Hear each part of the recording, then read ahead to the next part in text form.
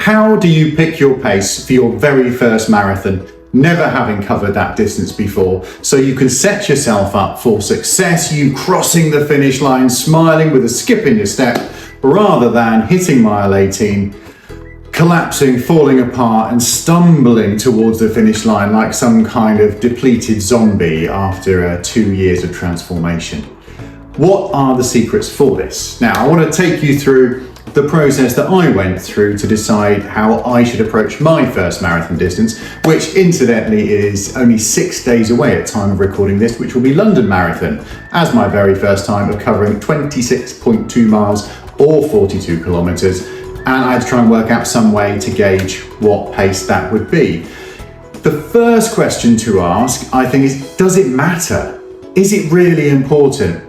Maybe you've applied and it's a bucket list item. Maybe it was on a whim. Perhaps somebody you were chatting with in the pub one night said, hey, this charity's got spaces. What do you reckon? We could do it together. And you went, yeah, I'll do that.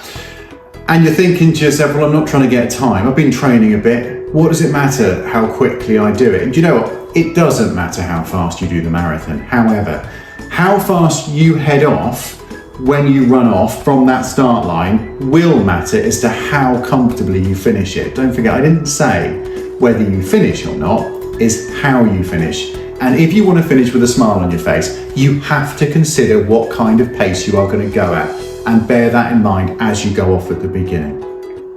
A lot of people at the start, by all accounts, and certainly this has happened in shorter races that I've done, will go off like a rocket. Adrenaline's going, there's excitement going.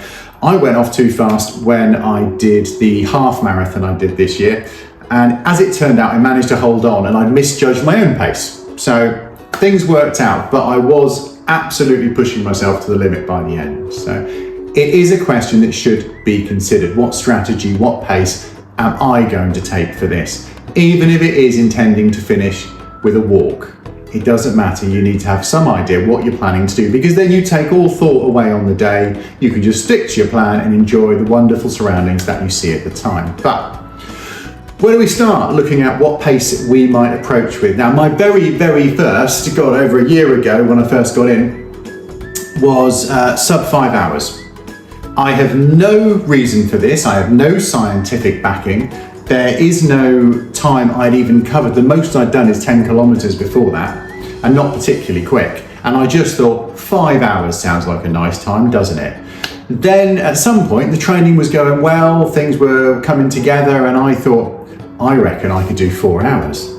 Again, no scientific basis. I hadn't even extrapolated my pace at the time to work out whether that was even achievable at the pace I was doing 5K at, let alone the 10Ks and further. It wouldn't have been, as it turns out, but here we are today in the weeks leading up to London Marathon, having never run 42 kilometers before. The most I've run at this point is 27 kilometers, and I had to try and work out what pace I'm going to go for. So one of the first things I looked at was race predictors online. Was it Runner's World, Running World? I'll put the link down in the description there. They've got a really nice race predictor, and there's various options you can go with. Some of the race predictors, you will simply put in your 5K time or your 10K time, and it will extrapolate that and give you a 42 kilometer, 26.2 mile time. So when I did this, I think it was the 10K time, I got somewhere in the region of 4 hours, 59 minutes. So what I was originally aiming towards. Now, the one on the Runner's World or Running World, whichever one it is, you can see in the description, allows you to put extra information in, such as how frequently you're training. I think it might put weekly training mileage as well. And then you could put a 5K, a 10K, a half marathon, various things.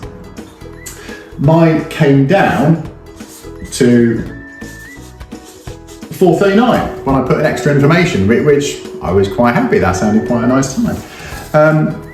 So this is going more towards the 7 minutes a kilometre. I'll put the translations into miles somewhere around here, so look out for those. Whereas 4:39 is getting closer to the 6.5 minute, kilometre. So 6.5 is my sort of comfortable time over distance. I can do 6 up to a certain point, but it generally tails off. So this kind of felt like it was quite a decent possibility. Now, the thing with race predictors is, it is a predictor based on statistics from a large number of people. But each of us is an individual. So some of us will fall slap bang in the middle of that bell curve of averages, whereas other people are going to fall slightly one way or the other. So therefore, your own personal level of training, fitness at the time, how well you rest, how busy is your life? Have you got a full-time job, a family, kids? Have you got all this going on at the same time as training? How much are you putting into the marathon? How long have you been doing exercise for? Has it only been for 6 months since you have got into the marathon? Or have you been doing some kind of training for the last 20 years? This will all factor into how well you can continue going once you hit that wall and push through and take yourself all the way to a full marathon distance. But I liked that this gave me a good ballpark figure to think about, and was certainly different than my original, I might do it in 4, or sub 5 would be nice. So it gave me something a little bit tighter to look at. Now, then I looked at my Garmin watch. I really like my Garmin. I've actually followed the training plan on the Garmin to take me through this final stage for the marathon training since the beginning of January. So I was doing a lot before then, but this just took me through that final bit. And it adjusted really nicely to how well I'd rested, how recovered I was. It tracked data all through the day, through sleep, how much I've been training, how intense I've been training. So when you go and do a written training session, when you're following a plan, which I have done previously, the plan doesn't know how hard you pushed yourself in your last run. Did you go over? Did you push too hard? Did you not push very hard at all? Whereas the Garmin training plan, the adaptive training plan, will adjust based on what you do. So I like this. Now, the other wonderful thing about Garmin or some other fitness watch is it's got data specifically about you. So whereas a training plan or the race predictor is generic and looks at that bell curve and looks for people really that are slap bang in the middle of the average, something like a smartwatch, because of the data that they keep and record, will then give you information based on your personal position, based on your personal data. But herein lay a small problem for me, because my Garmin said it thinks I can do a marathon in 4:13. That would be my PB. Now, the problem here is back in March, beginning of March, when I did the Weymouth Half Marathon, which is a lovely half marathon, by the way. If you fancy a nice coastal marathon around March time next year, come on down. Weymouth, Dorset, UK, lovely. Really well run as well. So 4:13. When I did the half marathon, half the distance that I'm looking at doing in 4:13, I did it in 2:07. I can absolutely guarantee you I gave everything to that, and it took every little bit of willpower to get through the last few kilometers at any kind of pace. 2:07 was the best. So this would need a 2:06:30 finish, and then do the same again. I can guarantee you back in March, beginning of March though, there was no way I could have done that up to marathon distance. Even now with the extra training, honestly, I think that would be punching. Even with perfect preparation, a decent taper, perfect nutrition, this would be a struggle. But do I think I could? My Garmin thinks I could. I think it would be a stretch, and we'll come back to this, but personal belief is so important as to whether you're going to achieve your goals or not. I don't know this from running a marathon, but I know it from doing other things. That the simple fact that I believe I can do something has got me through to the top of a mountain, to the top of a hill, got me home at the end of a long day, just because I believe that I can do it. So the very fact that I don't believe that I can do 4:13 is going to count against me when I get to those later stages of the marathon and I'm doubting myself. But we move on. So then I decided to look at what I have previously done and attempt to extrapolate myself as to where I think I could go. So we then looked at my 5K PB, which I set relatively recently, which came in at a pace of 5:10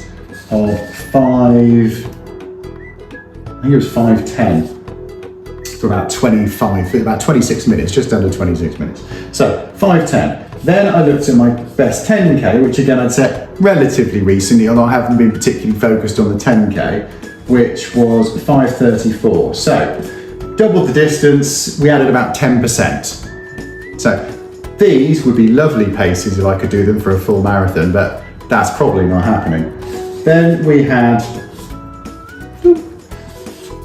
the 21k, the half marathon, which that's pretty recent. So that's a good measure of how my fitness is doing. And we were somewhere around a 6:02. So again, adding about 10% on. We've doubled up the distance again. We've added about 10% on.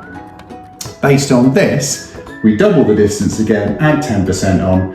We are probably talking somewhere in the region of so what's that? Well, getting closer to 7 minutes, I reckon. We'll call it 6:45, somewhere around there. Now, what we've got here is my fitness has improved slightly. I did look as well at a recent 27k, which was more recent. Now, this came in at about 6:35. This was interesting for me because although it wasn't that much different, it was quite a bit slower than this one. 6:35 is quite a nice pace for me to be going, especially if I could pull that off for a whole marathon. The difference here was when I did the 21k, the half marathon, same as the other PBs, later that day and the next day, I was screwed. My legs were absolutely done in and I was exhausted. It took a couple of days to recover really to the point I could even do an easy run again. When I did this, I could go back out the next day and do an easy run. And the rest of the day was kind of okay. I did ache a bit, but not that much. So I hadn't pushed myself to my limit and I could definitely have gone on and gone further. So this is where we marry up what I think was achievable. So my race predictor said, potentially we could scrap that, 4:39. My Garmin says perfect situation, perfect preparation, 4:13. Don't believe it, but I'll go with it and I appreciate the confidence that Garmin has in me. Then we go extrapolating forward for me, somewhere around the 6:45 mark. But this is where my gut feeling says, with the right preparation, with the taper, with good nutrition, this was not a good nutrition day. This was jelly babies. Hadn't tried jelly babies before.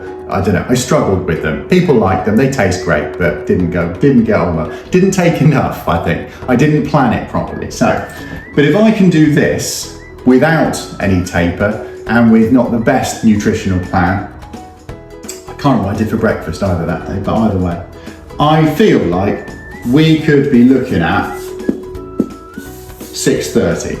Now, a 6:30 marathon, 6:30 pace would give me about just over 4.5 hour marathon, which is absolutely spot on for my original 5 hour sub. Or maybe I could do 4. Both of them not particularly planned or with any particular backing. 4:30 is slap bang in the middle, and I may be biased in the way I worked it out, but it did get backed up by some of the predictions that I'd done. Slightly quicker than the race predictor, but gut feeling says, and this is where I don't think you should go on gut feeling as your only measure, but if you bring it in with other stuff, it can be a brilliant thing. And the reason why the gut feeling added to some of the other stuff that you've done can be really good is because it can give you that sense of confidence and belief in yourself. But once you're committed to it, you've just got to you've got to feel that and say, right, this is the pace that I'm going for, and this is what I want to do. And this is going to be the tricky bit for me on the day, and for whatever pace you think is right for you. If you go off too fast, at the start, you are going to do great and you're going to feel awesome and you'll be overtaking people. You'll be like, this is amazing. I can't believe I'm going so fast. Once you get halfway through, that is going to tail off and you will pay for it in multiples by the end. So however fast you go off, the faster you go, it will impact on getting even slower at the end. So if you can find that perfect pace for you that makes sense to you, then it means that as much as it is absolutely 100% going to be a struggle to get to the end, you will get to the end with enough energy to run over that finish line, at least at a pace that's comfortable for you, and you can enjoy what's happening and take the thought out of having to revise what you're doing through the day. So work out your pace, focus on it, a little bit of gut feeling so you've got that self-belief, and when you go off at the beginning, you hold to that pace. Whatever anyone else around you is doing, just hold on to your pace. So, thank you for listening. Really appreciate it. Whether you're going for a PB, a bucket list, whether it's just for the experience and a bit of fun and to run with your mates, you go for it and have a great time. Let me know, what is the pace that you're going for if you've got an upcoming marathon? And if you've already done one and you had a pace in mind, how did that go for you? Did you manage to stick to your pace? Did you go off too quick and actually manage to hold it? Did you slow up at the end? Did you hit the wall and collapse and have to shuffle over the finish line? Or did you cross it skipping and laughing and smiling like some kind of hallucinating gazelle over the bush? I don't know what that was about at all. Whatever you're up to, if you've got a marathon upcoming or any race upcoming, have the most wonderful time. I know London is going to be absolutely fantastic. And if it's more than a couple of weeks after this video, there is going to be a video somewhere all about that day. So go find it, watch it. Hopefully it'll be a really nice one to watch and a very positive one, because London just looks absolutely amazing and everyone tells you how fantastic it is. Not just to be there, but to run it just takes it to a whole nother level. So take care of yourself. You're awesome. I know you are. You know you are. Have an amazing day. Bye for now.